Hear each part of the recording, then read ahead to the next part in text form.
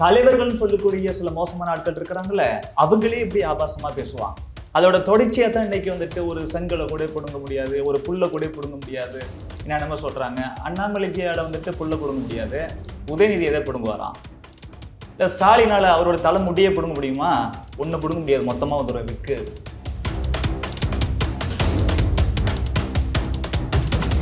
அது உண்மைக்கு மாறான தகவல். இவங்க டேட்டாவோட பேச மாட்டாங்க. இங்க சென்னையில பாருங்க, மெட்ரோ ஃபேஸ் 2 63,000 கோடி தமிழகத்துக்கு சென்ட்ரல் கவர்மெண்ட் கொடுத்திருக்கா இல்லையா? நீங்க இதே 63,000 கோடி பீகாருக்கு கொடுத்திருக்காரா? இப்படி தமிழகத்துக்கு மற்ற ஸ்டேட்ஸை விட பல்வேறு விஷயத்துல அதிகமா தான் கொடுத்திருக்கிறோம். நாங்க தான் தொடர்ந்து சொல்லிட்டே இருக்கோங்க. கிட்டத்தட்ட 11 லட்சம் கோடி பிரைம் மினிஸ்டர் நரேந்திர மோடி தலைமையிலான பாரதிய ஜனதா கட்சி அரசாங்கம் தமிழகத்துக்கு கொடுத்திருக்கு. இல்லைன்னு மறுக்க முடியுமா?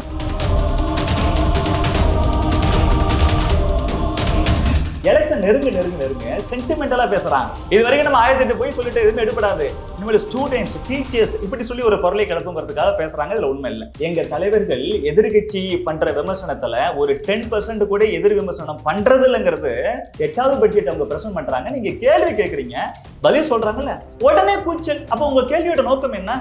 சும்மா கேட்டுட்டு ஒட்டியாந்துறது. கேட்ட மத்திய அரசாங்கம் ஒண்ணுமே சொல்லல.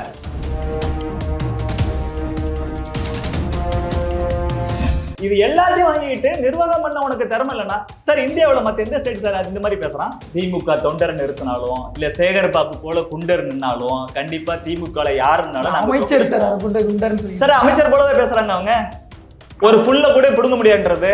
ஏன்னா ராமர் இடிச்சு விட்டு பாபர் ஒரு கட்டடம் கட்டலாம் சார். தமிழகத்துல எங்க முருகன் கூட இடிச்சு விட்டு நீங்க பாட்டுக்கு ஏதாச்சும் கட்டல நினைச்சிடாதீங்க. சொல்லிருக்கு.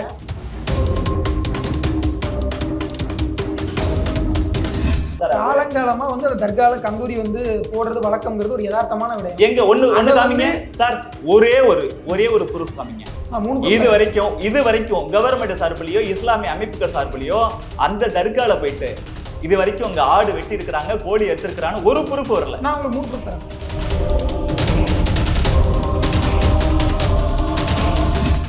நாங்க குனிய குட்டிக்கிட்டே இருந்தா எங்க தலைவனுக்கு என்ன தோணும்? அது ஒரு உணர்ச்சி வெடிப்பு சார். அது அப்படித்தான் வந்து நிற்கும். ஆனா ஒட்டுமொத்தமா எங்க கட்சிக்குன்னு ஒரு கருத்து இருக்குல்ல.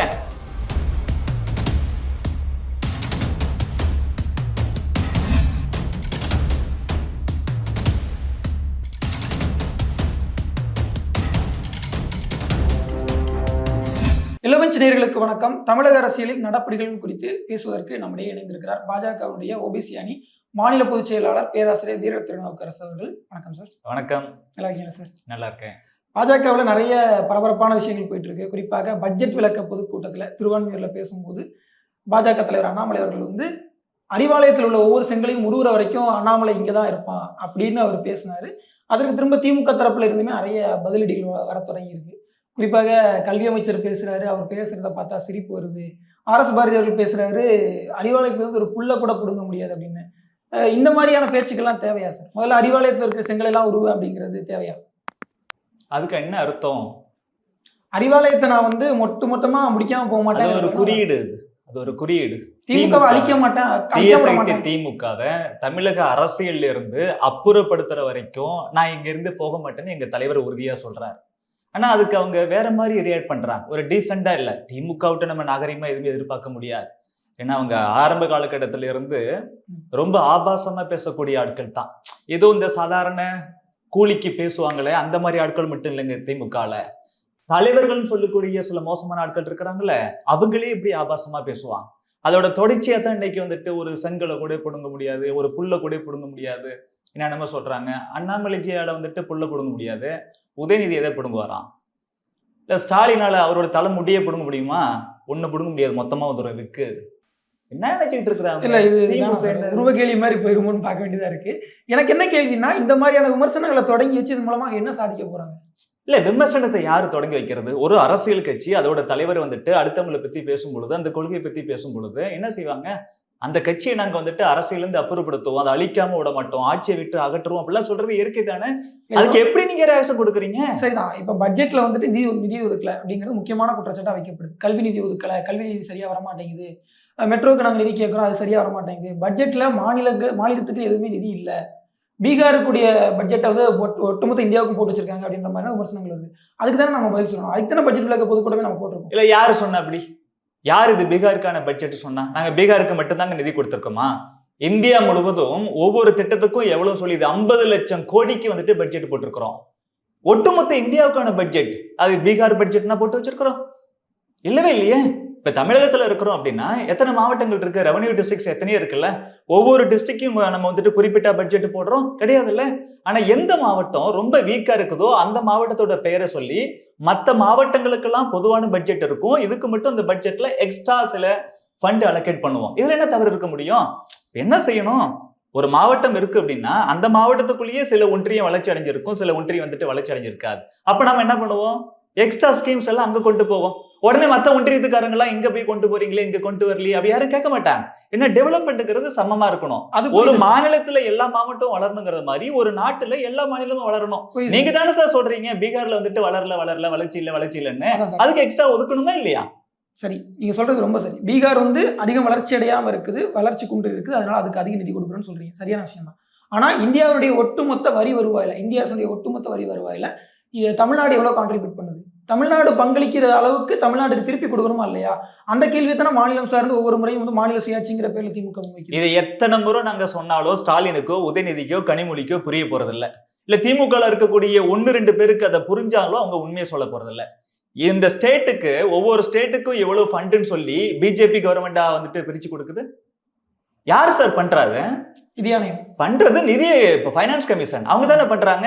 ஒன்ஸ் இன் 5 இயர்ஸ் வந்துட்டு இந்த ஃபைனான்ஸ் கமிஷனை சேர்ந்த எல்லாருமே ஸ்டேட்ல உள்ள எல்லாரும் கூப்பிட்டு பேசுறாங்கல்ல. அப்ப சொல்ல வேண்டியது அங்க போய் சொல்ல வேண்டியது. நீங்க பிஜேபி பத்தி சொன்னீங்கன்னா. ஆனா ஒரு விஷயம் பாருங்க, 2014 பிரதமர் நரேந்திர மோடி அவர்கள் பிரதமராக வர்றதுக்கு முன்னாடி திமுக காங்கிரஸ் கூட்டணி இருந்துச்சுல்ல, அவங்க எவ்வளவு கொடுத்தாங்களோ அதை விட நாங்க அதிகமா கொடுத்துட்டு இருக்கிறோம். காரணம் என்ன? நாங்களே ஃபைனான்ஸ் கமிஷன்ல சொல்றோம் ஸ்டேட் நிறைய ஸ்டேட்டுக்கு வந்துட்டு நம்ம இன்னும் ரொம்ப கம்மியா கொடுத்துட்டு இருக்கிறோம், அது கொஞ்சம் அதிகப்படுத்தணும். அதிகமாக்குனது பிஜேபி. ஆனா பினான்ஸ் கமிஷன்ல மாநிலங்களுக்கான நிதியை குறைக்க சொல்லி பிரதமர் மோடி அவர்கள் சொன்னாருன்னு நிதி ஆணையத்துல ஒருவராக இருந்த பிவிஆர் சுப்பிரமணியம் வெளிப்படையா மேடையில சொல்லியிருக்காரு. பேசுறது யாராலும் பேசலாம், நீங்க குறைக்கணும்னு அவர் சொல்லி யாரும் சொல்லல. பினான்ஸ் கமிஷன்ல ஒரு மெம்பர், ஒரு இண்டிவிஜுவல் முக்கியம் இல்லைங்க, ஒரு அத்தாரிட்டி தான் முக்கியம். பிராக்டிகலா என்ன நடக்குதுங்கிறத பார்க்கணும். அவர் சொல்லி நான் ஒரு பேஜுக்கு சொல்றேனே, பிரைம் மினிஸ்டர் சொன்னதை இவர் சொல்றாருல, சொன்ன அப்புறம் அது நடைமுறைக்கு வந்திருந்தா ஃபண்ட் குறைஞ்சிருக்கணும்ல. எப்படி காங்கிரஸும் திமுக கூட்டணியில இருந்த காலகட்டத்தை விட அதிகமா வருது? அவர் நாங்க செய்ய மறுத்துட்டோம்னு சேர்த்து சொல்லியிருக்காரு. அவர் முடியுமா சார்? ஒரு பிரைம் மினிஸ்டர் நினைச்சா அவங்க சொன்னா இவங்க மாத்தி செய்ய முடியுமா? அதெல்லாம் முடியவே முடியாது. பிரைம் மினிஸ்டர் அப்படி கிடையாதுங்க. அவர் என்னைக்குமே கோஆபரேட்டிவ் ஃபெடரலிசம் பத்தி பேசிட்டு இருக்கிறார். அவரே ஒரு ஸ்டேட்டோட சிஎம்மா 12 வருஷம் இருந்ததால ஸ்டேட்ஸ் ஃபேஸ் பண்ணக்கூடிய எல்லா சேலஞ்சஸும் அவருக்கு தெரியும். பிரதமர் நரேந்திர மோடி அவர்கள் பிரதமரா வரதுக்கு முன்னாடி காங்கிரஸ்லாம் என்ன பண்ணுவாங்கன்னா, அவங்க எந்தெந்த ஸ்டேட்ல எல்லாம் ரூலிங் பார்ட்டியா இருக்கிறாங்களோ இல்ல அவங்களோட கோலிஷன் பார்ட்டி எதெல்லாம் ரூலிங்கா இருக்கோ அதுக்கெல்லாம் ஃபண்ட் அதிகமா கொடுப்பாங்க. மத்த மாநிலத்துக்கெல்லாம் மாற்றாந்தாய் மனப்பான்மை தான் அவங்க கடைபிடிப்பாங்க. ஆனா பிரதமர் இப்படி பண்ணவே இல்லை. ஏன்னா அவரே காங்கிரஸால பாதிக்கப்பட்டவர். 12 வருஷமா நம்ம சிஎம் இருக்கும் குஜராத்ல வேணும்னே இது பிஜேபி கவர்மெண்ட், மத்தியில நம்ம காங்கிரஸ் சொல்லி இவங்க ஃபண்ட் கொடுக்கலன்னு சொல்லி அவ்வளவு கஷ்டப்பட்டு இருக்கிறாரு அவர். நாம பிரைம் மினிஸ்டரா வரும்பொழுது இது திருத்தணும்னு சொல்லித்தான் எல்லா ஸ்டேட் சிஎம் கூப்பிட்டு பேசுறாரு சார். ஜிஎஸ்டி விஷயத்துல கூட ஜிஎஸ்டி கவுன்சில்ல சென்ட்ரல் கவர்மெண்ட் மட்டுமே முடிவெடுக்கிறது இல்லைங்க, ஒவ்வொரு ஸ்டேட்டோட பைனான்ஸ் மினிஸ்டரும் அங்க போறாங்க. இவங்க எல்லாரும் சேர்ந்து ஒட்டுமொத்தமா முடிவெடுக்கிறாங்க. சென்ட்ரல் ஃபைனான்ஸ் மினிஸ்டருக்கும் ஒரு ஓட்டு தான், ஸ்டேட் ஃபைனான்ஸ் மினிஸ்டருக்கும் ஒரு ஓட்டு தான் ஜிஎஸ்டி கவுன்சில்ல. அதுல கூட ஓட்டு ஒரு ஓட்டா இருந்தா கூட மெஜாரிட்டி வச்சு முடிவு எடுக்கிறது இல்ல, மியூச்சுவல் கன்சென்ட். எல்லாருமே ஒத்துக்கிறாங்களா? ஒருத்தர் அதை எதிர்த்தா கூட அதை ஒத்துக்கிறது இல்ல.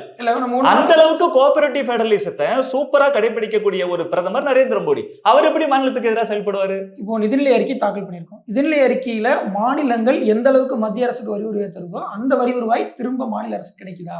குறிப்பாக கோவை மெட்ரோவுக்கான அந்த கோவை மதுரை 2 மெட்ரோவுக்கான நிதியை நம்ம கேட்கிறோம், இன்னும் தரல.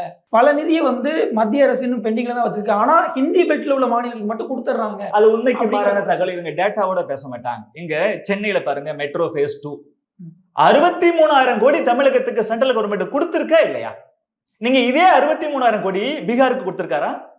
உத்தரப்பிரதேசத்துல கொடுத்திருக்கிறோமா? மோடிஜியோட குஜராத்துக்கு கொடுத்திருக்கிறோமா? கொடுக்கலையே. தமிழகத்துக்கு தேவைப்பட்டுச்சு. ஏற்கனவே இருந்த தமிழக அரசாங்கம் என்ன செஞ்சதுன்னா, மெட்ரோ 1 சென்ட்ரல் ப்ராஜெக்ட், மெட்ரோ 2 நாங்களே ஸ்டேட்டே பாத்துக்கிறோம்ட்டாங்க. அப்புறமா டிஎம்கே கவர்மெண்ட் வருது, அவங்களாலையும் முடியல. பிரைம் மினிஸ்டர்கிட்ட போயிட்டு பார்த்து சொல்றாங்க ஸ்டேட்டால முடியல அப்படின்னு. இது நல்லா தெரிஞ்சு இந்த பிரச்சனை வந்துட்டே இருக்குது. இவங்க தான் வந்துட்டு ஒரு விதண்டாவாதத்துக்கு ஒரு வீண் கத்துக்கு ஸ்டேட் கவர்மெண்டே பாத்துக்கிறோம் சொல்லி டிலே பண்ணிட்டே போறாங்கன்னு சொல்லி தலைவர் அண்ணாமலை அவர்கள் தமிழக அரசாங்கம் வைக்கிறேன் நான் அதுல. அது நீங்க வந்துட்டு பார்ட்டி கூட விட்டுருங்களேன், தமிழக அரசாங்கம் அப்படி பண்ணிச்சு. உடனே தலைவர் அண்ணாமலை அவர்கள் இது சீக்கிரம் இதுக்கு ஒரு சொல்யூஷன் வேணும்னு சொல்லி ரயில்வே மினிஸ்டருக்கும் பிரைம் மினிஸ்டருக்கும் இங்கேருந்து ஒரு லெட்டர் எழுதினார். அந்த லெட்டர்ல எல்லா விஷயத்தையும் டீட்டெயிலா எழுதினார். அதை பார்த்து புரிஞ்சுக்கிட்டு மத்திய அரசாங்கம் என்ன செஞ்சது, phase 2 நாங்க எடுத்துக்கிறோம், மெட்ரோ phase 2 நாங்களே பாத்துக்கிறோம் சொல்லி 63,000 கோடி ரூபாய் மதிப்புள்ள அந்த ப்ராஜெக்ட் மத்திய அரசாங்கமே பண்ணுது. அப்புறம் என்ன கொடுக்கல? இப்பதான் சார் அது கொடுத்திருக்காங்க. அடுத்தது முடியணும் இல்ல, அடுத்ததா கோயம்புத்தூருக்கு கேளுங்க, அடுத்ததா மதுரைக்கு கேளுங்க, போய் பிரைம் மினிஸ்டரை போய் பாருங்க. நீங்க கேட்டவுடனே கொடுத்துட்டாரு தலைவர் அண்ணாமலை அவர்கள், சொன்னப்புறம் கொடுத்துட்டாரு நரேந்திர மோடி அவர்கள். இவ்வளவு காசு வந்திருக்குது இந்த பட்ஜெட்ல கூட. ரயில்வேக்கு தமிழகத்துக்கு மட்டும் 6,626 கோடி ரூபாய் சென்ட்ரல் கவர்மெண்ட் ஒதுக்கி இருக்குங்க. இப்படி தமிழகத்துக்கு மத்த ஸ்டேட்ஸை விட பல்வேறு விஷயத்துல அதிகமா தான் கொடுத்திருக்கிறோம். நாங்க தான் தொடர்ந்து சொல்லிட்டே இருக்கோங்க. கிட்டத்தட்ட 11 லட்சம் கோடி பிரைம் மினிஸ்டர் நரேந்திர மோடி தலைமையிலான பாரதிய ஜனதா கட்சி அரசாங்கம் தமிழகத்துக்கு கொடுத்திருக்கு. இல்லைன்னு மறுக்க முடியுமா? நீங்க கொடுத்துட்டோம் சொல்றீங்க. முதலமைச்சர் வந்து கல்வி நிதி எங்களுக்கு வரல, எப்ப கொடுக்க போறீங்க, மத்தவங்களுக்கு எல்லாம் கொடுத்துட்டீங்க, எங்களுக்கு இன்னும் கல்வி நிதியை விடுவிக்கலன்னு கேக்குறாங்க. சார், நீங்க ஒரு ஒப்பந்தத்துக்கு போறீங்க, 2 அரசாங்கத்துக்கு இடையில ஒப்பந்தம் நடக்குது, மத்திய அரசாங்கம் மாநில அரசாங்கம். மாநில அரசாங்கம் ஒரு திட்டத்துல ஒரு ஒப்பந்தத்துல கையெழுத்து போடுது, நாங்க ஏத்துக்கிறோம்னு சொல்லி, அதனால அதுக்கான பணத்தை கொடுக்கறோம்னு மத்திய அரசாங்கம் சொல்லுது. திடீர்னு அங்க கையெழுத்து போட்டுட்டு வந்துட்டு அந்த ஒப்பந்தத்தை ஏத்துக்கிறோம்னு சொல்லிவிட்டு தமிழ்நாட்டுக்கு வந்தப்புறம் நீங்க பொலிட்டிக்கல் கெயினுக்காக எங்க இந்த ஒப்பந்தத்தை நம்ம ஏத்துக்கிட்டு மோடிக்கு நல்ல பேரு மக்கள் மத்தியில வந்துட போகுதுன்னு சொல்லி, இல்ல நான் கையெழுத்து போட்டதெல்லாம் நான் மறந்துடுவேன், நான் இந்த ஒப்பந்தத்தில் ஈடுபட மாட்டேன், ஆனா காசு மட்டும் கொடுக்கணும்னா எப்படி சார் முடியும்? இல்ல, நான் தமிழ்நாடு அரசு தங்களுடைய அரசு செயலர்கள் மூலமாக பரிமாறிய அந்த கடிதத்துல அவங்க தெளிவா சொல்லியிருக்கிறாங்க, நாங்க அதுக்குன்னு ஒரு குழு அமைப்போம், அந்த குழு வந்து இதை முழுமையா ஆய்வு செய்து அந்த குழு சரின்னு சொல்லி பரிந்துரை தந்தா மட்டும்தான் நாங்க ஏத்துக்கோம். அப்புறம் எப்படி சார் கையெழுத்து போட்டீங்க? தலைமை செயலாளரே கையெழுத்து போட்டாரா இல்லையா? கடிதத்துல அவங்க தெளிவா சொல்லியிருக்காங்க. நீங்க அங்க கையெழுத்து போட்டுட்டு மறுபடியும் இங்க வந்துட்டு என்னென்னமோ மாத்தி சொல்லுவீங்களா? இல்ல சார், உங்க தரப்புல, அதாவது மத்திய அரசு தரப்புலயுமே ஒரு கடிதம் பரிமாறப்பட்டிருக்கு, அந்த கடிதத்திலயும் அவங்க சொல்லியிருக்காங்க. அப்படிங்கிறப்ப மிக தெளிவாக ஒரு கருத்தை சொல்லி அவங்க வாங்கியிருக்காங்க. ஒவ்வொரு துறைக்கும் ஒரு செயலாளர் இருப்பாரு, அவங்க எல்லாம் பெரிய விஷயம் இல்லைங்க. ஆனா தலைமை செயலாளர் தான், எப்படி நீங்க பொலிட்டிக்கல் பாஸ்ங்கிறது சீஃப் மினிஸ்டரோ, அட்மினிஸ்ட்ரேட்டிவ் பாஸ்ங்கிறவங்க தலைமை செயலாளர். தலைமை செயலாளர் டெல்லியில கையெழுத்து போட்டு வந்தாரா இல்லையா? மினிஸ்ட்ரி ஆஃப் எஜுகேஷன் தெளிவா அவங்களும் கடிதம் கொடுத்திருக்காங்க. அந்த கடிதத்துல அவங்க இப்போது எங்களை அப்ரோச் பண்ணாங்க பிஎம்சி ஸ்கூல்ஸ் பத்தி, எங்க கிட்ட இந்த மாதிரி சொல்லிலாம் நிதி வாங்கினாங்க, அவங்களும் தெளிவுபடுத்தி இருக்காங்க.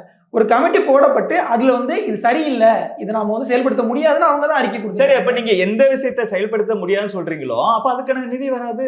மற்ற விஷயத்துக்கு தேவையான நிதி ஸ்டாண்டர்டா இதெல்லாம் வரும்போது வந்துட்டே இருக்கு.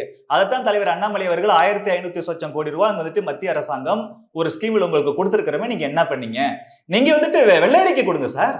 சென்ட்ரல் கவர்மெண்ட் இவ்வளவு கொடுத்துருக்கு, நாங்க இவ்வளவு செலவு பண்ணிருக்கிறோம், இன்னும் இவ்வளவு கேட்கிறோம், இந்த ஒப்பந்தத்துல சேராமையே நாங்க காசு கேட்கிறோம், நான் உங்க வீட்டுக்கு வாடகைக்கு வரமாட்டேன், ஆனா என்கிட்ட வந்துட்டு நீங்க வாடகை கேட்பீங்க. இப்படிதான் செஞ்சுட்டு இருக்கிறாங்க அவங்க. எப்படி முடியும்? சென்ட்ரல் கவர்மெண்ட் என்ன சொன்னதோ கேட்டா உடனே உங்களுக்கு பணம் வரும். சென்ட்ரல் கவர்மெண்ட் சொல்றதை நீங்க கேட்கலன்னா ஸ்டாண்டர்டா என்ன வருதோ அது மட்டும் தான் வரும். இது இயற்கை. இல்ல, நான் சொல்றதை கேளுங்கிறது எப்படி சரியா இருக்க முடியும்? நாங்க கொடுத்த நிதியை கேட்கிறோம். ரெண்டாவது, நீங்க சொன்ன திட்டத்தை செயல்படுத்தி தான் கேட்கறாங்க, சும்மாலாம் அவங்க கேட்கல. இத்தனை ஆசிரியர்களுக்கு சம்பளம் போட வேண்டியிருக்கு, இவ்வளவு பேர் நாங்க வந்து நியமிச்சிருக்கோம், இவ்வளவு பள்ளி ஆசிரியர். ஸ்டேட் கவர்மெண்ட்டுக்கு யாரு சம்பளம் கொடுக்கணும்? ஸ்டேட் கவர்மெண்ட்டுக்கு சென்ட்ரல் கவர்மெண்ட் கொடுக்கறதே கிடையாது. வந்து ரெண்டு பேரும் சேர்ந்து பண்றது தானே சார்? இல்ல, ஒவ்வொரு ஸ்கீமுக்கும் இந்த ஸ்கீம் வரப்ப நீங்க ஸ்டேட் கவர்மெண்ட்டுக்கு சம்பளம் கொடுக்காம இருந்தீங்களா? ஸ்டேட் கவர்மெண்ட் எம்ப்ளாயிஸ்க்கு, டீச்சர்ஸ்க்கு எல்லாம் சம்பளம் கொடுக்காம இருந்தீங்களா? திட்டத்தின் கீழான ஆசிரியர்களுக்கு எந்த ஒரு திட்டமும் புதுசா நடைமுறைப்படுத்தி அதுல டீச்சர்ஸ் நீங்க ரெக்ரூட் பண்ணல. ஏற்கனவே டீச்சர்ஸ் காலங்காலமா வேலை பார்த்துட்டு இருக்காங்க, அவங்களுக்கு சேலரி கொடுக்க வேண்டியது ஸ்டேட் கவர்மெண்டோட டியூட்டி. சென்ட்ரல் கவர்மெண்ட் புதுசா பிஎம் ஸ்கூல்ஸ் கொண்டு வருது, இல்ல நேஷனல் எஜுகேஷன் பாலிசி 2020 கொண்டு வருதுன்னா அதுக்கு தான் எக்ஸ்ட்ரா உங்களுக்கு ஹியூமன் ரிசோர்ஸ் தேவைப்படும். நீங்க அந்த திட்டத்தை ஏத்துக்கிட்டு எக்ஸ்ட்ரா ஹியூமன் ரிசோர்ஸ் அப்பாயிண்ட் பண்ணி அதுக்கு சேலரி கொடுக்கலன்னா, நீங்க சொன்னீங்கன்னு சொல்லி தானே நாங்க இத்தனை ஆயிரம் டீச்சர்ஸ் வந்துட்டு புதுசா ரெக்ரூட் பண்ணோம், அவங்களுக்கு இப்ப நீங்க பணம் கொடுக்கலன்னா நாங்க எப்படி சேலரி கொடுக்க முடியும்னு கேட்டா ஒரு லாஜிக் இருக்கு. அவங்க சொன்ன ஸ்கீமையும் நீங்க ஏத்துக்க மாட்டீங்க, அந்த ஸ்கீமே நீங்க நடைமுறைப்படுத்தல அப்படின்னா புதுசா யாரையும் அப்பாயிண்ட் பண்ணிருக்க வாய்ப்பு கிடையாது. அப்புறம் நீங்க பழைய ஆளுக்கு சம்பளம் கொடுக்கிறதுக்கு ஏன் சார் புதுசா மத்திய அரசாங்கத்திட்ட போறீங்க? அப்ப இங்க இருக்கக்கூடிய பணத்தை எல்லாத்தையும் நீங்க கொள்ளடிச்சு கோபாலபுரத்துல வச்சுப்பீங்க, ஆனா மத்திய அரசாங்கத்திட்ட தேவையில்லாத விஷயத்துல பணம் கேட்பீங்களா?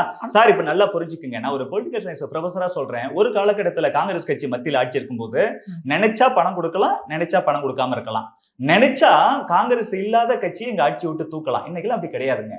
ஜுடிஷியரி வந்துட்டு ரொம்ப விஜிலண்டா இருக்குங்க, ரொம்ப ஆக்டிவா இருக்கிறாங்க. எல்லாருமே இந்த ஜுடிஷியல் ஆக்டிவிஸ்ட்ங்கிற கான்செப்ட்ல கேள்விப்பட்டிருப்பாங்க. ஏதாச்சும் ஒண்ணுனா we can approach the court of law. Court அவ்வளவு சாதாரணமா விடாதுங்க, அந்த அளவுக்கு இருக்கு. இவங்க ஏன் கோர்ட்டுக்கு எல்லாம் போக மாட்டேங்கிறாங்க? ஏன் இப்படி சும்மா பேசிட்டு இருக்கிறாங்க? காரணம் என்னன்னா, உண்மை கிடையாது. எலெக்ஷன் வர்றதுக்கு முன்னாடியே எப்ப பார்த்தாலும் இந்த பிஜேபி மோடி பூச்சாண்டி காமிப்பாங்க. எலெக்ஷன் நெருங்க சென்டிமெண்டலா பேசுறாங்க. இது வரைக்கும் நம்ம 1008 போய் சொல்லிட்டு எதுவுமே எடுபடாது. இனிமேல் ஸ்டூடெண்ட்ஸ், டீச்சர்ஸ் இப்படி சொல்லி ஒரு பொருளை கிளப்புங்கிறதுக்காக பேசுறாங்க. இதுல உண்மை இல்லை. கேரளா கவர்மெண்ட் கோர்ட்டுக்கு போய் தான் உங்ககிட்ட நிதி வாங்கினாங்க எலெக்ஷன் டைம்லயே. அனதர் திங்க், நீங்க சொல்ற மாதிரி பார்த்தாலும் கூட கல்வி அமைச்சர் பதில் கொடுத்துருக்கணும். கல்வி அமைச்சர் பதில் கொடுக்கல. எலெக்ஷன் ஒன் பை ஒன்னா சொல்லுங்க. நீங்க எலெக்ஷன் டைம்ல வந்துட்டு அவங்க கோர்ட்டுக்கு போறது காரணம் என்னன்னா, என்னைக்கு எலெக்ஷன்ல இந்த மாடல் கோட் ஆஃப் கண்டக்ட் வந்துட்டு நடைமுறைக்கு வரதோ அன்னையில இருந்து பொதுவா என்ன செய்வாங்கன்னா பணத்தை வந்துட்டு நிறுத்தி வைப்பாங்க. மறுபடி எலெக்ஷன் முடிஞ்சு எலெக்ஷன் கமிஷனே இனிமேல் அந்த பிரச்சனை இல்லைன்னு சொன்ன அப்புறம் தான் ரிலீஸ் பண்ணுவாங்க. அப்ப இவங்க என்ன செய்யறாங்க அப்படின்னு, இது ஜெனரல் பொதுவாக நடக்கக்கூடியது. அப்ப இவங்க என்ன செய்யறாங்கன்னா, எங்களுக்கு ரொம்ப பிரச்சனையா இருக்கு, சமாளிக்க முடியாது சொல்லி தான் கோர்ட்டுக்கு போகும்போது கோர்ட்டு புரிஞ்சுக்கிட்டு சரி நாங்க சொல்லிட்டா எலெக்ஷன் கமிஷன் ஒண்ணு சொல்லாதுங்கிறதுக்காக அவங்க அப்படியே அலோவ் பண்ணாங்க. கேட்டுட்டு தான் பண்ணாங்க. ரைட். நான் என்ன விஷயத்துக்கு வரேன்னா, கல்வி அமைச்சர் இன்னும் பதில் கொடுக்கல. நம்ம அதை தொடர்ந்து விவாதிக்கணும் தான். ரெண்டாவது விஷயம், கல்வி அமைச்சர் சொல்றாரு ஐஐடி, ஐஐஎம், சென்ட்ரல் யூனிவர்சிட்டிஸ் மாதிரியான அந்த மத்திய பல்கலைக்கழகங்கள்ல பெரிய அளவுல மாணவர்களால சேர முடியல. 10 மாணவர்கள் தான் சேர்ந்திருக்காங்க. ஆனால் அண்ணாமலை சொல்றாரு மிகப்பெரிய எண்ணிக்கை சொல்றாரு. அதுக்கும் கொஞ்சம் கூட பொருந்தவே இல்லை அப்படின்றது கல்வி அமைச்சர். அது என்ன டேட்டா வச்சு இவர் சொல்றாரு? ஐஐடி பத்தியோ ஐஐஎம் பத்தியோ டேட்டா கொடுக்கறதுக்கு ஸ்டேட் கவர்மெண்ட்டுக்கு என்ன அத்தாரிட்டி இருக்கு? அது சென்ட்ரல் கவர்மெண்ட் இன்ஸ்டிடியூஷன்ஸ், அதெல்லாம் அட்டானமஸ் இன்ஸ்டிடியூஷன். இந்த பட்ஜெட்ல கூட சார் நாடு முழுவதும் இருக்கக்கூடிய ஐஐடிஸோட இன்ஃப்ராஸ்ட்ரக்சர் அதிகப்படுத்தி 6500 நியூ ஸ்டூடெண்ட்ஸ் சேர்க்கறதுக்கு எக்ஸ்பெண்ட் பண்றான். இந்த பட்ஜெட்ல சொல்லியிருக்கு. இந்த பட்ஜெட்ல கூட மெடிக்கல் காலேஜஸ்ல அடுத்த 5 ஆண்டுகள்ல 75,000 ஸ்டூடெண்ட்ஸ் அதிகமாக்க போறோம். இந்த இயர்ல மட்டும் 2025, 2026 இந்த ஃபைனான்சியல் இயர் இருக்குல்ல, இந்த இயர்ல மட்டும் 10,000 ஸ்டூடெண்ட்ஸ் எண்ணிக்கை அதிகமாக்க போறோம் அப்படின்னு சொல்லி சென்ட்ரல் கவர்மெண்ட் சொல்லியிருக்கிறாங்க. பட்ஜெட்ல சொல்லியிருக்கிறாங்க. ஐஐஎம் மோடிக்கு வரதுக்கு முன்னாடி எத்தனை ஐஐஎம் இருந்துச்சு, இப்ப எத்தனை ஐஐஎம் இருக்கு? இப்ப திருச்சியில இருக்கக்கூடிய ஐஐஎம் போல நாடு முழுவதும் பல்வேறு ஐஐஎம் கட்டினது மோடிஜி. அதனால இவங்க வரம்ப விட்டுட்டு அங்கிங்கெல்லாம் பேசக்கூடாது. விட்டா இவங்க அமெரிக்காவில் இந்த மாதிரி பிரச்சனை இருக்கு அப்படின்னு இவங்க பேச ஆரம்பிப்பாங்க. இவங்களோட இந்த பர்வியூ தாண்டி, இவங்க லிமிட்டை தாண்டி தேவையில்லாத விஷயம் பேசிட்டு இருக்கிறாங்க. இவங்க சம்பந்தப்பட்ட விஷயத்தை டேட்டா கொடுக்கணும், கொடுக்கறது இல்ல. தேவையில்லாம இவங்களோட கண்ட்ரோல் இல்லாத ஐஐடி ஐஐஎம் பத்தி பேசுறது இதுக்கும் அவங்களுக்கு சம்மந்தமே கிடையாது. நீங்க எல்லாம் பேப்பர்ஸ்ல இருக்கு, பட்ஜெட்ல வந்திருக்குது. 6500 ஸ்டூடெண்ட்ஸ் அதிகப்படுத்த போறாங்கன்னு பட்ஜெட்ல வந்திருக்கு. அப்புறம் இது அதிகமா இல்லாம எப்படி குறைச்சல்? இப்போ நேற்றைக்கு பட்ஜெட் நிறைவு நாள் விவாதம். நேற்றைக்கு நிர்மலா சீதாராமன் அவர்கள் பேசும்போது கொஞ்சம் கடுமையாகவே பேசினாங்க. சொல்றத பொறுமையாக கேட்குற தெம்பு வேணும் உங்களுக்கு அப்படின்லாம் சொல்லிட்டு, தென் நீங்கள் ஜல்லிக்கட்டில் அந்த ஜல்லிக்கட்டு தடை வரும்போது நீங்கள் காங்கிரஸோட கூட்டணியில் இருந்தீங்க. மீண்டும் மீண்டும் எதிர்க்கட்சிகளை எதிர் விமர்சனம் செய்வதோட பாஜக நின்றுதா? பாஜக தன்னுடைய பொறுப்புணர்ந்து தங்களுடைய வேலைகளை சரியா செய்யறதை விட்டுட்டு, எதிர்க்கட்சிகள் சுட்டிக்காட்டுற தவறை திருத்துறதை விட்டுட்டு மீண்டும் மீண்டும் எதிர்க்கட்சிகளை எதிர் விமர்சனம் செய்யக்கூடிய போக்கு மட்டும் தான் அரசியல் நினைக்கிறாங்க. என்ன போல பிஜேபி தொண்டர்களுக்கு ஒரு வருத்தம் உண்டுங்க. எங்க தலைவர்கள் எதிர்கட்சி பண்ற விமர்சனத்துல ஒரு 10% கூட எதிர் விமர்சனம் பண்றது இல்லைங்கிறது எங்களோட ஆதங்கமா இருக்கு. எங்க தலைவர்கள் எல்லாமே தே ஃபோக்கஸ் ஆன் கவர்னன்ஸ், பாலிடிக்ஸ்ல இல்ல. எலெக்ஷன் டைம்ல மட்டும்தான் நாங்க பாலிடிக்ஸ் பேசுறோம். மற்ற டைம்ல கவர்னன்ஸ் பத்தி மட்டுமே அவங்க கவனம் செலுத்துறதால கவுண்டர் பண்றது இல்லைங்கிறது எங்களோட ஆதங்கம். ஆனா பைனான்ஸ் மினிஸ்டர் அம்மா நிர்மலா சீதாராமன் பத்தி இந்த திமுக சாமிகள் எவ்வளவு மோசமா பேசுறாங்க, எவ்வளவு நக்கலு நையாண்டி. அவங்க என்ன சார் கடுமையா பேசுனாங்க? ஒண்ணுமே கடுமையா பேசல. நீங்க கொஸ்டின் ரைஸ் பண்ணிட்டீங்க, பதில் சொல்றாங்கல்ல, கேட்கணுமே இல்லையா? ஒரு ஃபைனான்ஸ் மினிஸ்டர் இந்திய அரசியல் வரலாற்றிலேயே 8 பட்ஜெட் தொடர்ந்து ஒரு பெண் வீர தமிழச்சி ஒரு பெண்ணுக்கு பிரைம் மினிஸ்டர் மோடிஜி வாய்ப்பு கொடுத்து 8வது பட்ஜெட் அவங்க பிரசன்ட் பண்றாங்க. நீங்க கேள்வி கேட்கறீங்க, பதில் சொல்றாங்கல்ல, உடனே கூச்சல். அப்ப உங்க கேள்வியோட நோக்கம் என்ன? சும்மா கேட்டுட்டு ஒட்டியாந்துறது. கேட்ட மத்திய அரசாங்கம் ஒண்ணுமே சொல்லல. அவங்க என்ன சொல்றாங்க? Hold on, please listen to me. நீங்க கேள்வி கேட்டுட்டீங்க, அந்த பதிலை கேட்கறதுக்கான திடத்தை வளர்த்துக்குங்கன்றாங்க. என்ன கடுமை இதுல என்ன கடுமை? ஒரு வார்த்தை தப்பா பேசினாங்களா? அவங்க எத்தனை பேர் ஊருகாமை நக்கல் பண்றாங்க. கனிமொழியை பத்தி அப்படி பேசினாங்களா? ஸ்டாலினை பத்தி அப்படி பேசினாங்களா? அதெல்லாம் கிடையாது. ஒவ்வொரு விஷயத்துக்கும் பைனான்ஸ் மினிஸ்டர் சொல்றாங்க, தமிழ்நாட்டுக்கு நாங்க ஒண்ணுமே செய்யலையா? கடந்த 10 ஆண்டுகள்ல பாரதிய ஜனதா கட்சி அரசாங்கம் தமிழகத்துக்கு என்னென்ன பண்ணிருக்குன்னு சொல்லி 1 by 1 லிஸ்ட் அவுட் பண்றாங்க. அதுல இவங்க ஜல்லிக்கட்டை பத்தி சொல்றாங்க. சார், ஜல்லிக்கட்டை பத்தி பிஜேபி சொல்றதை கூட விட்டுருங்க சார். பன்னீர்செல்வம் அவர்கள், முன்னாள் முதலமைச்சர் அவர்கள், அவர் வெளிப்படையா பேசினார் சார். உண்மையான ஜல்லிக்கட்டு நாயகனா அது பிரதமர் நரேந்திர மோடி தான். திமுகவும் காங்கிரஸும் மத்தியில ஆட்சி இருக்கும்போது இந்த ஜல்லிக்கட்டை தடை பண்ணாங்க. கோர்ட் மூலமா தடை பண்ணதுக்கு அவங்க ஒண்ணுமே ஆதரவா இல்ல. இது தமிழர்களோட வீர விளையாட்டு, பண்பாடு, கலாச்சாரம், அதை கட்டி காப்பாற்றணும்னு சொல்லி முயற்சி எடுக்கவே இல்லை. இங்க தமிழகத்துல இருக்கக்கூடிய பாரதிய ஜனதா கட்சி முதற்கொண்டு முக்கியமான கட்சிகள் எல்லாம் குரல் கொடுத்தோம், இளைஞர்கள் எல்லாம் ஒன்று கூடி இது எங்க பண்பாடு, நாங்க காப்பாற்றணும்னு சொல்லும் பொழுது அப்ப பிரைம் மினிஸ்டர் அன்னைக்கு இருந்த ஸ்டேட் கவர்மெண்ட்டுக்கு அவர் ஒரு சஜஷன் கொடுக்கிறார். நீங்களே முதல்ல இந்த லாவை உருவாக்கி கொண்டு வாங்க, இது ஸ்டேட்ல இருந்தா இனிஷியேட் பண்ணணும், அங்க வாங்க நான் பாத்துக்கிறேன்னு சொல்லி ஒரே நாள்ல பல்வேறு துறைகள், அப்படிலாம் இந்திய அரசியல் வரலாற்றுல நடந்ததே இல்லை. It is unprecedented. ஒரே நாள்ல இங்க இருந்து ஸ்டேட் கவர்மெண்ட் அத்தாரிட்டிஸ் வர சொல்லி, மினிஸ்டர்ஸ் வர சொல்லி, எங்க அண்ணாச்சி பொன்னார் அவர்கள், பொன் ராதாகிருஷ்ணன் அவர்கள் அன்னைக்கு மினிஸ்டரா இருந்தாங்க. அங்க ஒரே நாள்ல பல்வேறு துறைகள்ல வந்துட்டு கையெழுத்து வாங்கி ஜல்லிக்கட்டை காப்பாத்தி கொடுத்தது பிரதமர் நரேந்திர மோடி.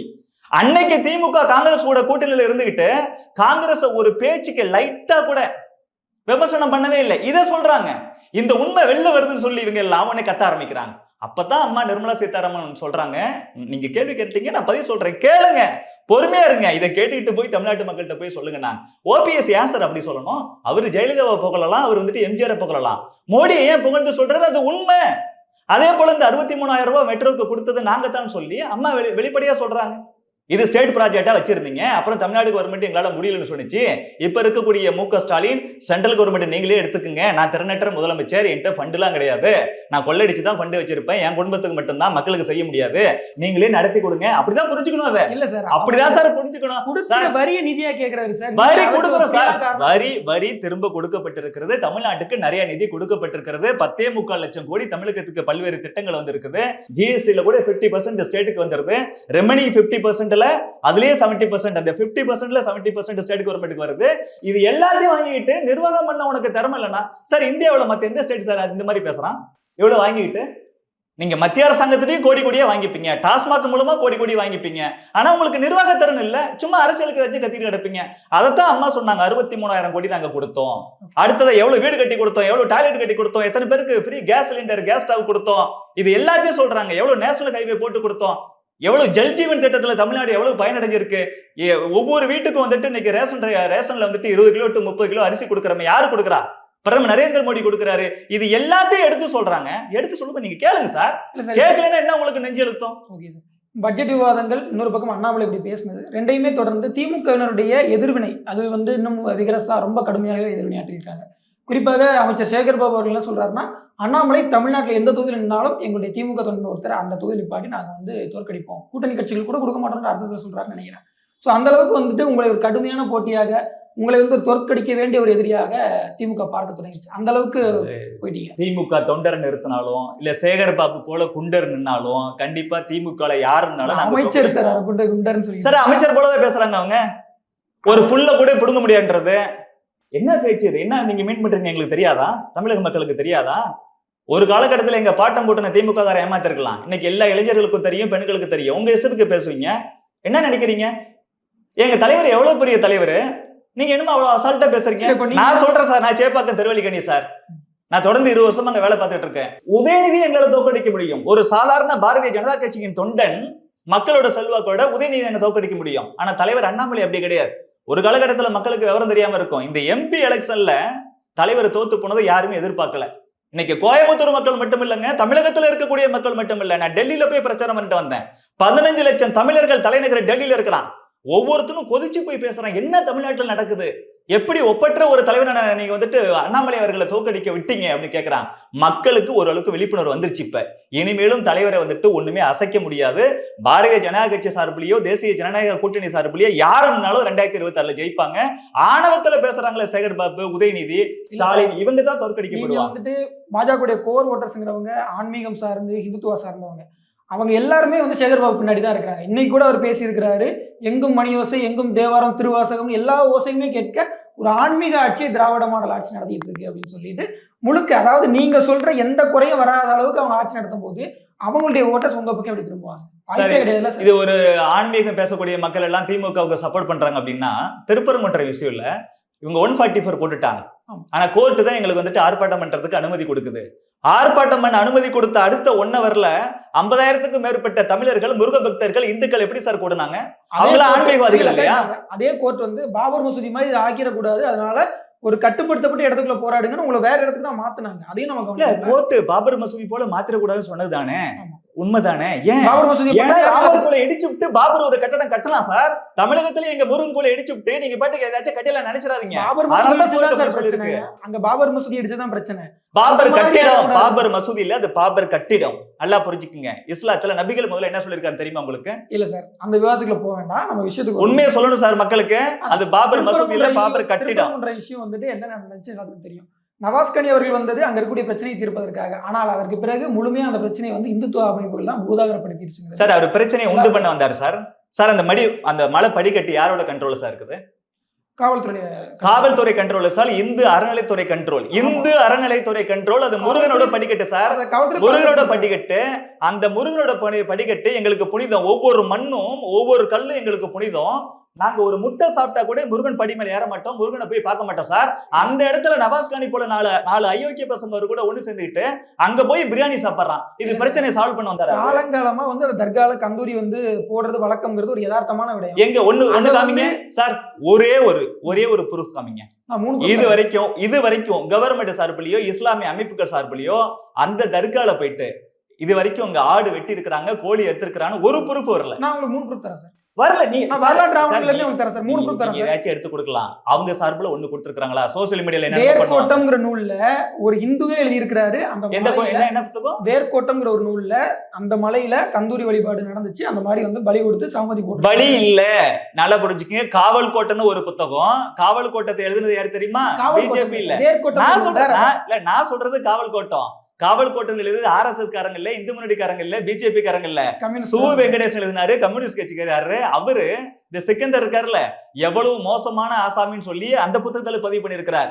அதுக்கு ஆதாரம் இருக்கு. இப்ப நாங்க சொல்லியிருந்தா கூட இவங்க சங்கிப்பா பிஜேபி காரங்கப்பா இப்படிதான் பேசுவாங்க சொல்லலாம். அவரே மோசமான ஆளு சொல்லியிருக்கிறாரு. அவ்வளவு மோசம். அவர் பாருங்க, கதை எழுதுனா உண்மையை சொல்றாரு. அரசியல் வரும்பொழுது இந்த கம்யூனிஸ்ட் கட்சிக்காரங்க வழக்கம் போல போய் சொல்றாங்க. இது வரைக்கும் எந்த ஒரு பொறுப்பும் எஸ்டிபிஐயோ டிஎன்டிஜேவோ தமுமுகவோ அங்க ஆடு கோழி அங்க வந்துட்டு இந்த மாதிரி பழகிட்டாங்கன்னு சொல்லி இல்லவே இல்லை. ஒண்ணு வர சார், இங்க முதல்ல ஆட்டை தூக்கி தோல்ல போட்டுக்கிட்டு மேல போயிட்டு நாங்க தர்காவில் ஆட்டை வெட்டும்னு சொல்லி கிளம்புனாங்களே, கிளம்பும் போது தடுத்தது பிஜேபியா? தடுத்தது ஆர்எஸ்எஸ்? தடுத்தது இந்து முன்னணியா? தடுத்தது யாரு? காவல்துறை யார் கண்ட்ரோல் இருக்கு? முக ஸ்டாலின் கண்ட்ரோல் இருக்குல்ல.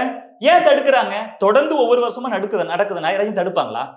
காலங்காலமா நடந்தா தடுப்பாங்களா சார்? மணப்பாறை சட்டமன்ற உறுப்பினர் வந்து கவன ஈர்ப்பு தீர்மானம் கொண்டு வரதா பேசிட்டு இருக்கிறார் அப்துல் சமத் அவர்கள். அவர் மாமக கட்சியினுடைய பொதுச் செயலாளர்.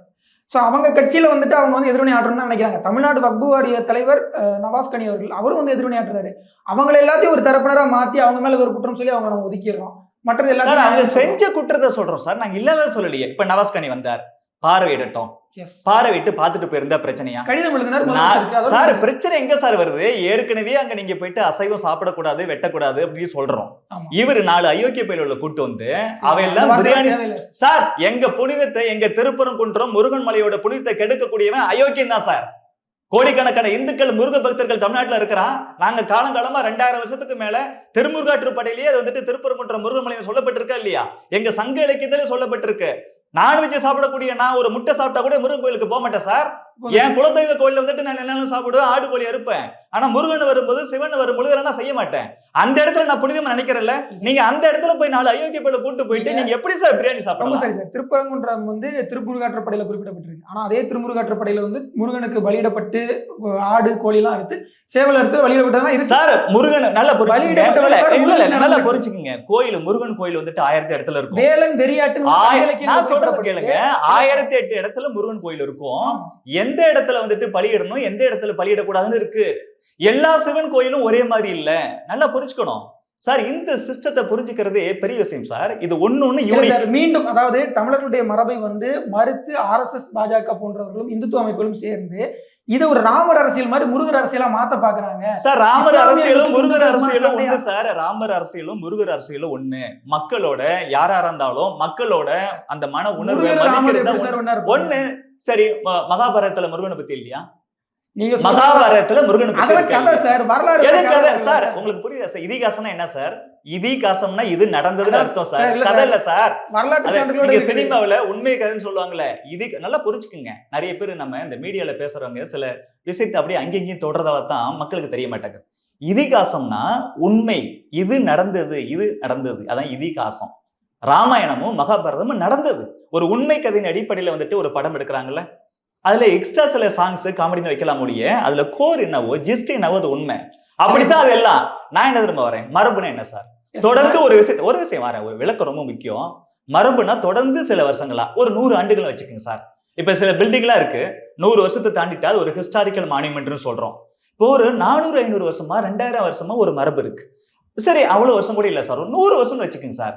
தொடர்ந்து அந்த மலையில நாங்க நான்வெஜ் சாப்பிட மாட்டோம், போக மாட்டோம்னு கோடிக்கணக்கான முருக பக்தர்கள் இந்துக்கள் நினைக்கிறாங்கல்ல, அதை மதிச்சா என்ன சார் உங்களுக்கு பிரச்சனை? இந்த மரபை மதிக்கணும் சார். நான் மறுபடியும் சொல்றேன், சிக்கந்தரை பத்தி காவல் கூடத்துல கம்யூனிஸ்ட் எம்பி சு வெங்கடேசன் தப்பு எழுதியிருக்காரு. அது உண்மையே வச்சுப்போம். அது உண்மையா இருந்தா கூட நான் சிக்கந்தரை விமர்சனம் பண்ண மாட்டேன் சார். சிக்கந்தர் தர்காவுல அது வெறும் 33 சென்ட் மட்டும்தான் அந்த தர்காவுக்கு சொந்தம். ஒட்டுமொத்த திருப்பரங்குன்ற மலையே எங்க முருகனுக்கு சொந்தம். நாங்க 2000 வருஷத்துக்கு மேலமா அங்க எங்க முருகன் இருக்கிறாரு, மேல காசி விஸ்வநாதர் இருக்கிறாரு. இடையில ஒரு சில நூற்றாண்டுகளுக்கு முன்னாடி தான் அங்க சிக்கந்தர் தர்கா வந்துச்சு. அதுக்காக நானு இது ஒட்டுமொத்தமா எங்களோட முருகன் மலை, அந்த தர்கா அங்க இருக்கவே கூடாது, முஸ்லிம்கள் அங்க போட்டு வழிபடக்கூடாதுன்னு நான் பாரதிய ஜனதா கட்சிக்காரனா RSS காரனா சொல்ல மாட்டேன் சார். நான் உங்க உணர்வை மதிக்கிறேன் சார். நான் சொல்றேன் சார், எங்க தலைவர் வந்துட்டு அந்த அளவுக்கு தர்ம போராளி சார் அவரு.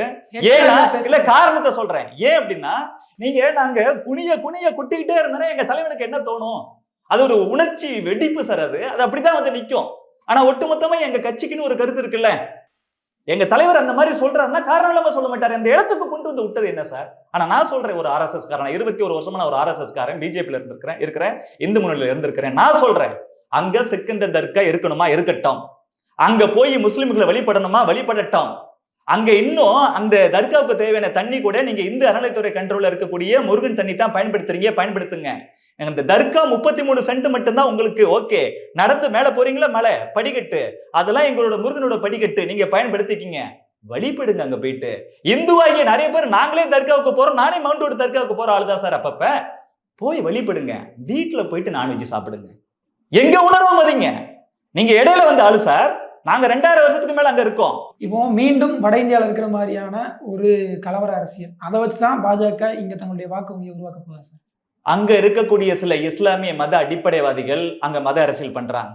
தமிழகத்திலேயே அது பண்ண வேண்டாங்கிறதா என்னோட கோரிக்கை. இங்க தமிழகத்துல இருக்கக்கூடிய இஸ்லாமிய மக்கள் 99% பேர் நல்லவர்கள். இந்துக்களும் முஸ்லிம்களும் கிறிஸ்தவர்களும் ஒன்னா இருக்கணும் தான் ஆசைப்படுறாங்க. நாங்க அப்படித்தான் ஆசைப்படுறோம். ஆனா திமுகவோட கைக்கூலியா சில இஸ்லாமிய அமைப்புகள் இருக்கிறாங்க. அவங்க என்ன செய்யறாங்க? இப்ப திமுக யோசிச்சாங்க, தலைவர் அண்ணாமலை அவர்கள் ஒரு படித்த ஒரு இளம் தலைவரா இருக்கிறாரு, எல்லா விஷயத்தையும் டேட்டாவோட பேசுறாரு, இளைஞர்கள் எல்லாம் அங்க சைடு போறாங்க. இங்க பார்த்தோம்னா உதயநிதிக்கு ஒண்ணுமே தெரியாது, ஸ்டாலின் பத்தி ஒண்ணுமே சொல்ல வேண்டாம், அவருக்கும் ஒண்ணுமே தெரியாது, இளைஞர்கள் ஓட்டுலாம் நமக்கு கிடைக்காது. அப்ப நம்ம என்ன பண்ணணும்? ஒன்னு இந்த முஸ்லிம்களோட ஓட்டு பல்கா இருக்கு, அந்த ஓட்டை வாங்கணுங்கிறதுக்காக இவங்களா தூண்டி விட்டு சில இஸ்லாமிய அமைப்புகளை இல்லாத ஒரு புது பிரச்சனையை உண்டு பண்றாங்க. முருகன் மலையில போயிட்டு ஆடு வெட்டுவோம், கோழி இருப்போம்னு சொல்லி.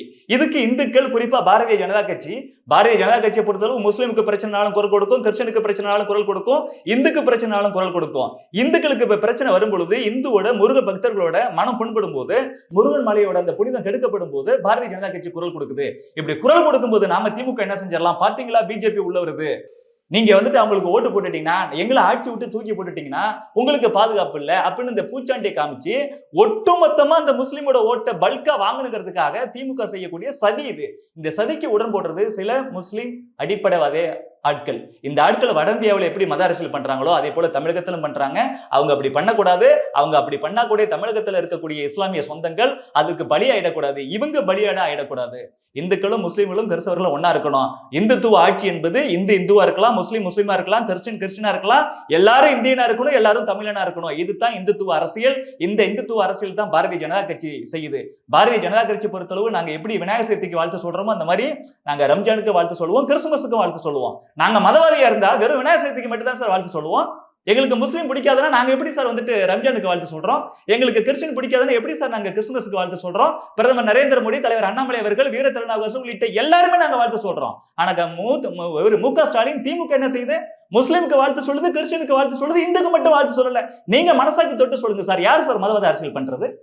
இங்க மதவாத அரசியல் பண்ணக்கூடிய திமுக, அவங்களுக்கு கைக்கூலியா இருக்கக்கூடிய சில அமைப்புகள், அவங்க தான் கண்டிக்கப்படணும். மக்கள் விழிப்புணர்வோடு இருக்கணும். ஓகே சார், நடப்பு அரசியல் குறித்து நிறைய கருத்துக்களை பகிர்ந்தீங்க. ரொம்ப நன்றி சார். நன்றி.